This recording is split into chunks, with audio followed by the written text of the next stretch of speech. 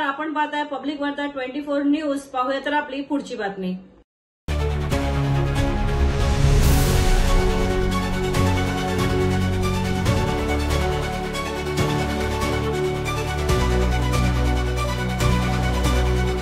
कस्तुरबा मार्ग पोलिसांनी एक चांगली कामगिरी केली आहे सर. पूर्ण पडताळून काय अनंत चतुर्थीचा दिवस असल्याने हद्दीमध्ये मोठ्या प्रमाणावरती गणपती विसर्जनाचा बंदोबस्त लावलेला आहे आणि त्यावेळेस आम्हाला एक इन्फॉर्मेशन मिळाली की नवी मुंबईतून एका ज्वेलरी शॉपमधून चोरी करून एक इसम बोरिवली रेल्वे स्टेशनवरून राजस्थानला जाण्याची शक्यता आहे.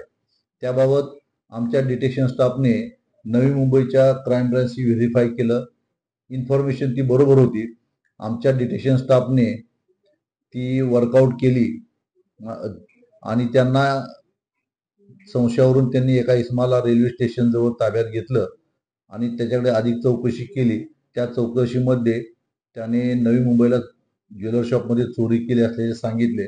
म्हणून अधिक चौकशी कामी आमच्या डिटेक्शनचे PSI वायकोस, PSI शिंदे आणि स्टाफ यांनी त्याला पोलीस स्टेशनला आणलं आणि त्याकडे सखोल चौकशी केली असता त्यांनी गुन्ह्याची कबुली दिली आणि त्याच्याकडे असलेल्या एका सॅकमधून त्यांनी ज्वेलरी, काही डायमंड सारखी दिसणारी खडे आणि कॅश अशी काढून पोलीस समोर हजर केली. व्हेरीफाय केलं असता ती जवळजवळ अंदाजे 78 तोळे सोनं होतं, काही डायमंड सारखी दिसणारे खडे होते आणि सुमारे 1,39,000 रुपयाची कॅश होती.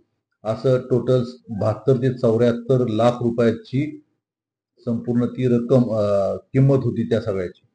तर ती सगळी पोलिसने रिकव्हरी केली आणि नवी मुंबईच्या क्राईम ब्रांचशी माहिती शेअर करून ते आरोपी आणि ती ज्वेलरी त्यांना हँडओव्हर करण्यात येत आहे.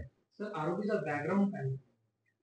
आरोपी, आम्ही जी माहिती घेतली त्याप्रमाणे आरोपीने कामोठे पोलीस स्टेशनच्या हद्दीमध्ये एका ज्वेलर शॉपमध्ये चोरी केली होती.